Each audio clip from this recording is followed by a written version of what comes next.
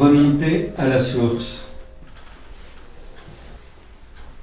La condition pour découvrir une issue et saisir en sa racine l'orientation vitale de toute présentation de la parole de Dieu au monde, c'est de remonter à la source. Il faut d'abord regarder comment Dieu lui-même parle au monde, adresse sa parole.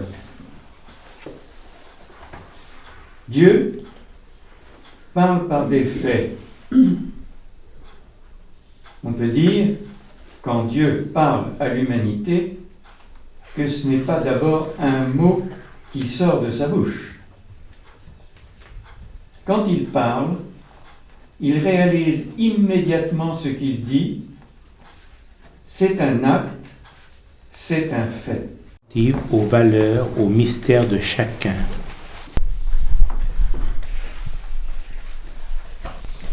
Alors, le titre parle au monde.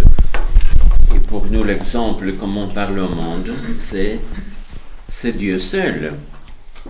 Dieu parle par des faits.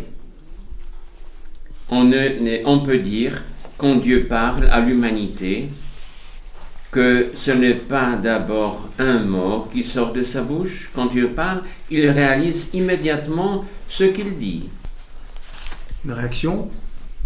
Ou alors des choses à ajouter sur ce passage en particulier ?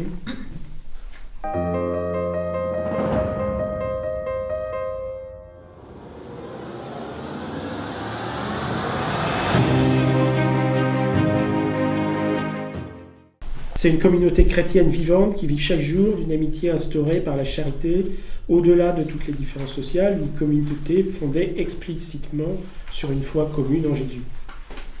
Moi, c'est ce que je vois de plus en plus dans notre paroisse. Il y a de plus en plus de lieux chaleureux, où on est accueilli de plus en plus à l'entrée de la messe, où il y a de plus en plus de manifestations, de choses. Où la fête paroissiale en est un bon exemple avec le repas chaleureux qu'il y avait eu. Et voilà, et ça donne envie de venir et de revenir.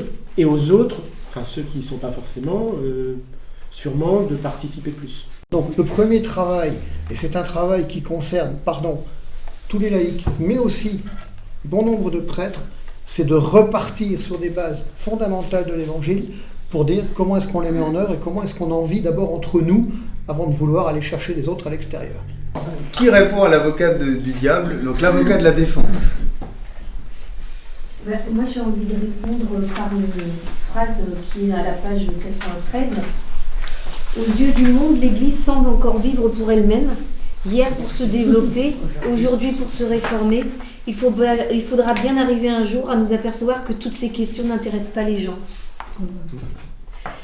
Cela n'intéresse pas leur vie profonde. Cela ne leur apporte pas un projet qui interroge et qui éclaire.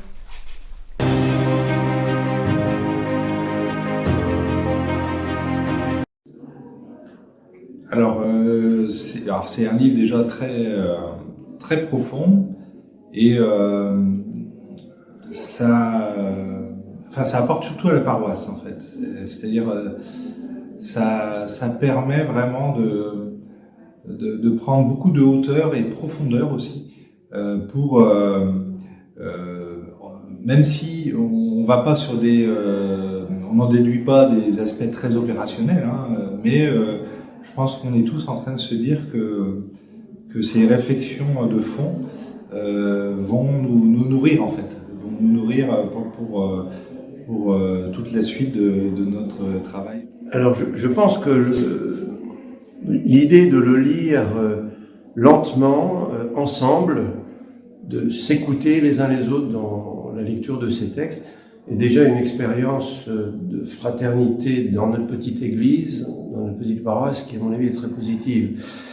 La deuxième chose, c'est que les textes sont assez décoiffants, nous recentrent vraiment sur notre mission de baptiser missionnaires et nous obligent à être à nouveau stimulés dans une foi contagieuse, si je puis dire, avec un peu d'audace, n'ayant pas peur de bousculer un peu nos habitudes, nos réflexes, et d'accepter, d'ouvrir les yeux sur d'autres réalités.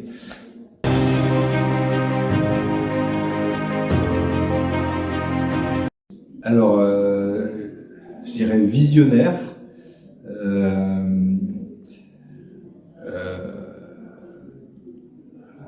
très spirituel et moderne. Soyez audacieux, n'ayez pas peur donc.